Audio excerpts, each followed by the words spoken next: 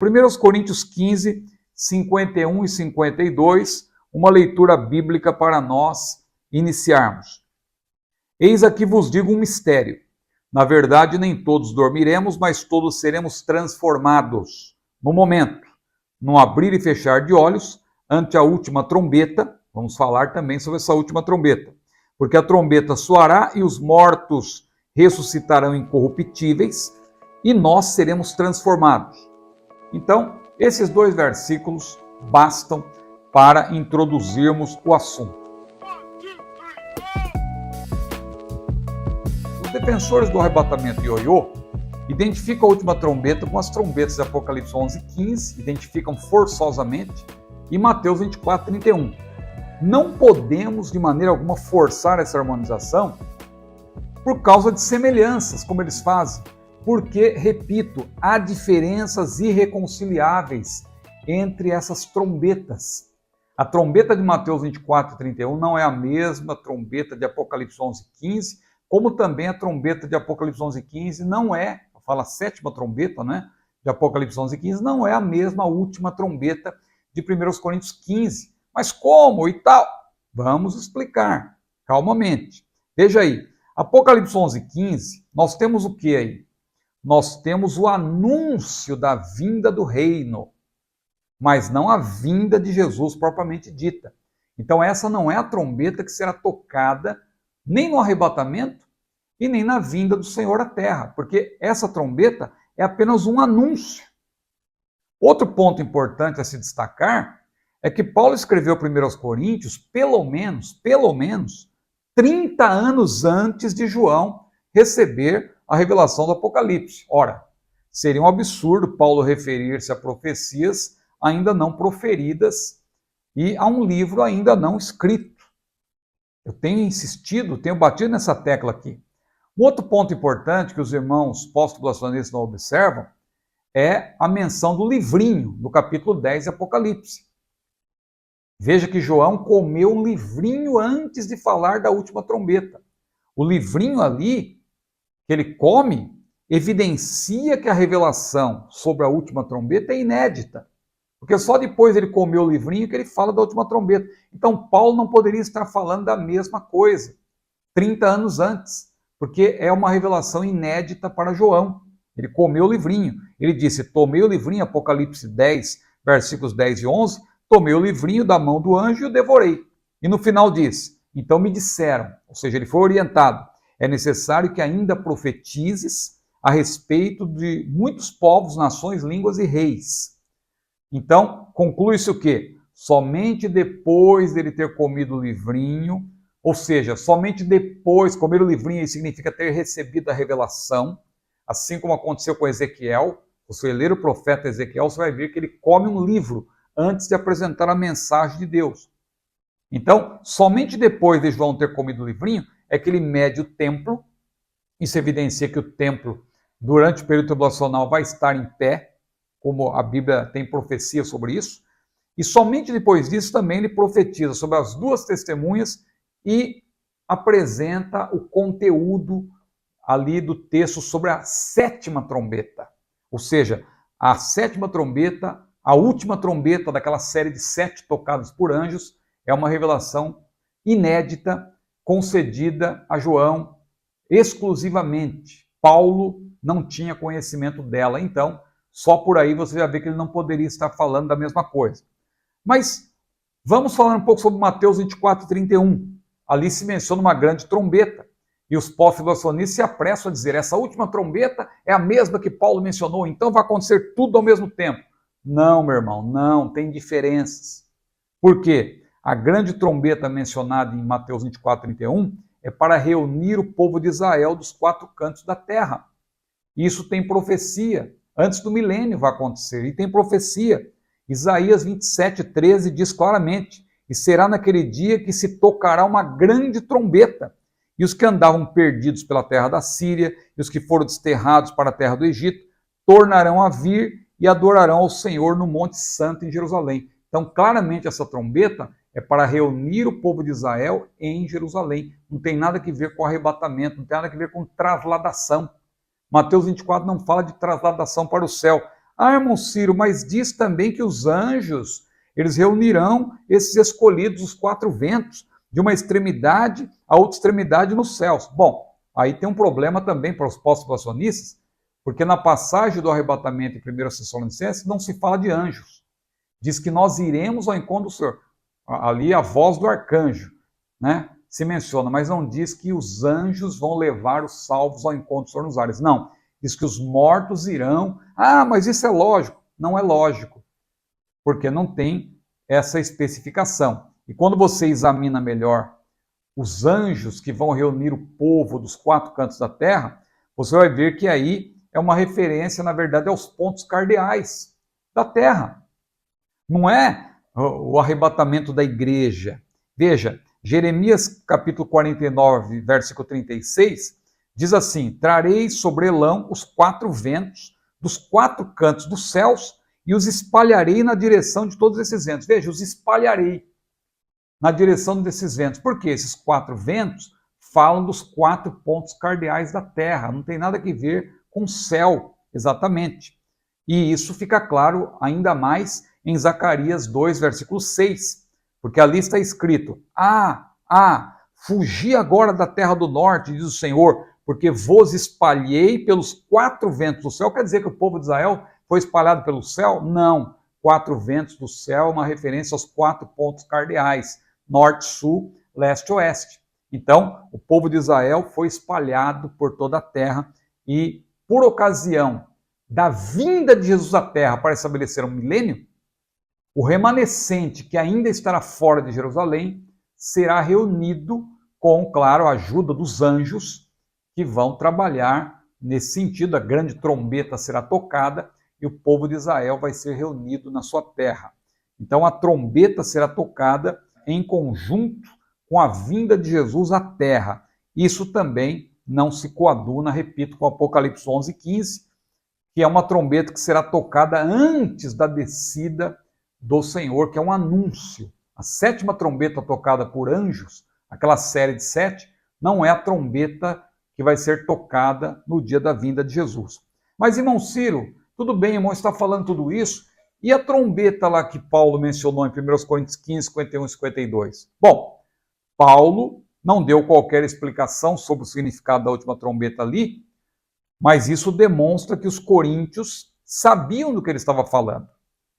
Agora, eu digo que só podem ser duas coisas, porque já que não é a mesma trombeta de Mateus 24, 31, e também não é a sétima trombeta de Apocalipse 11, 15, nós podemos deduzir, e é uma dedução lógica, e que tem amparo na analogia da Bíblia, que só pode ser algo ligado à formação grega dos coríntios, ou a práticas do Império Romano, e uma segunda possibilidade pode ser algo ligado à crença e à prática do judaísmo, que eles também conheciam, pelo menos de maneira nocional, por causa do contato com os judeus, especialmente Paulo, que também era judeu.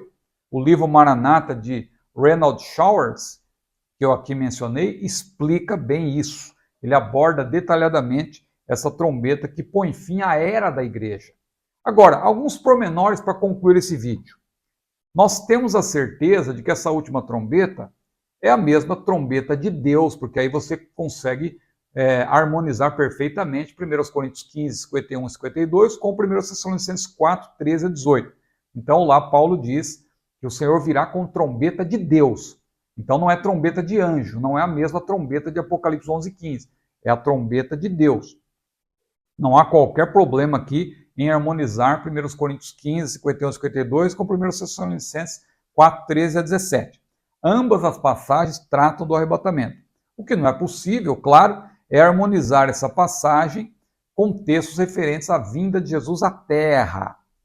Então veja, repito, assim como a trombeta de Mateus 24 e 31 não é a trombeta de Apocalipse 11 e 15, essa trombeta, a última trombeta de 1 Tessalonicenses 4 e 1 Coríntios 15, também não é a sétima trombeta de Apocalipse 11 e 15.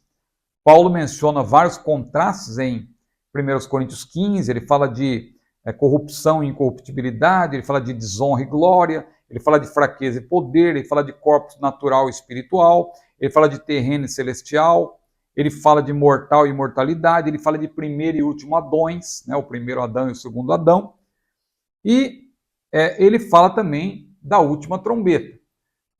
Isso nos leva a crer que a última trombeta tem um contraste com a primeira trombeta, assim como o último Adão tem um contraste com o primeiro Adão.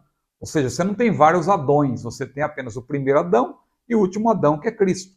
Da mesma forma, quando Paulo fala da última trombeta, é muito possível que ele esteja se referindo à última em contraste com a primeira. E a primeira trombeta mencionada na Bíblia é justamente aquela que está em Êxodo capítulo 19, versículos 10 a 20, quando ali foi tocada uma trombeta para convocar Israel ao redor da base do Monte Sinai, para ali o povo encontrar-se com o Senhor quando descesse do céu. Ou seja, aquela primeira trombeta está relacionada com a lei, enquanto a última, claro, com a graça. Se a primeira soou como maldição, pois seus tons terríveis, prolongados e altos fizeram Israel tremer e temer, a última soa apenas como bênção, pois convoca os salvos para a imortalidade. Mas essa é uma possibilidade muito boa, né? A última trombeta ser um contraste com essa primeira. Uma outra possibilidade, já que essa última trombeta não é, e não adianta querer forçar, os pós-passionistas dizem, não, o único elemento que tem na Bíblia é esse. Não, mas as diferenças depõem contra essa harmonização. Então não adianta querer forçar a harmonização. Pode ser também uma referência à festa das trombetas, né? Paulo pode estar fazendo uma associação com as 7 estações sagradas de Israel mencionadas em Levítico 23. Nesse caso, veja, ele associou a morte de Cristo e a ausência de pecado de sua oferta de sangue com a Páscoa e a festa dos pães ázimos.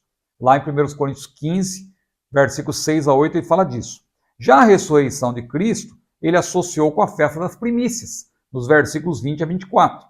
E o arrebatamento da igreja, nesse caso, estaria associado com a festa das trombetas. Por quê?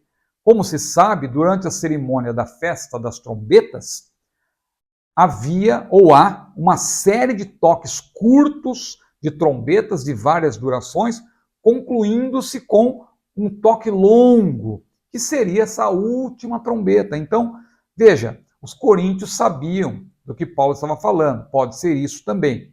O mais plausível que eu tenho aqui mencionado é que Paulo estava fazendo uso de uma referência familiar. Ele certamente, ele possivelmente, não dá para ser dogmático quanto a isso, mas ele possivelmente estava se referindo às trombetas tocadas pelos romanos, o que era muito conhecido pelos destinatários originais. Observe que Paulo já tinha mencionado a trombeta como uma metáfora de trombeta militar. No capítulo anterior de 1 Coríntios 15, o capítulo 14, Paulo disse, se a trombeta der sonido incerto, como alguém se preparará para a batalha? Como o exército vai se preparar para a batalha? Então veja que os coríntios, eles tinham conhecimento das trombetas militares. Então no mundo greco-romano, havia toques de trombetas entre os militares, e uma última trombeta era tocada para encerrar uma batalha, ou para reunir os dispersos, ou avisar que deveriam voltar para o acampamento. É bom dizer também que os romanos tinham ainda uma trombeta que era não apenas militar, mas era conhecida de todos, que era conhecida como classicum, que era um toque para convocar os cidadãos para uma assembleia em que o imperador estava presente. Veja como essa associação é muito possível com o grande Senhor vindo nas nuvens e reunindo toda a sua igreja. Então, os coríntios sabiam do que Paulo estava falando. E se Paulo não estava falando nem da 7ª trombeta de Apocalipse 11:15, porque isso não lhe foi revelado.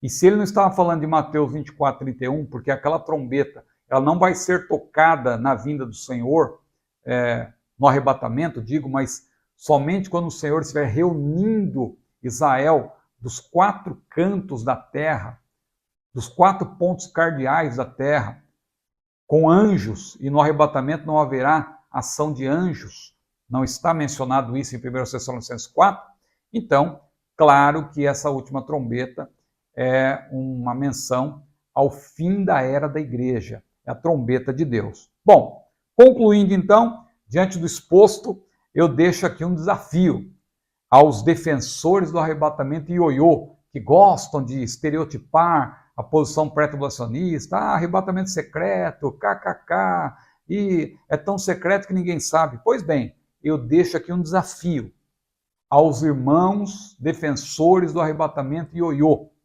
Mostrem-me um único versículo em que a igreja sobe ao encontro do Senhor nos ares e no momento seguinte, sem entrar no céu, ela desce à terra para Jesus estabelecer o milênio. Isso não tem nenhum fundamento na Bíblia. Por quê? Porque a Bíblia é clara. Eu falei aqui das ressurreições, não é?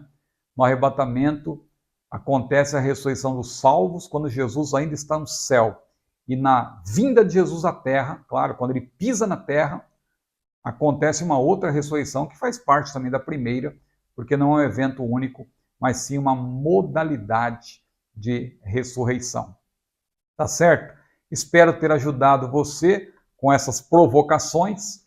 Eu tenho bom humor, estou usando aqui dele para provocar os meus irmãos pós-tribulacionistas, mas nós somos irmãos, não estamos aqui de maneira alguma desprezando os nossos irmãos. A salvação a rigor é pela graça, não é?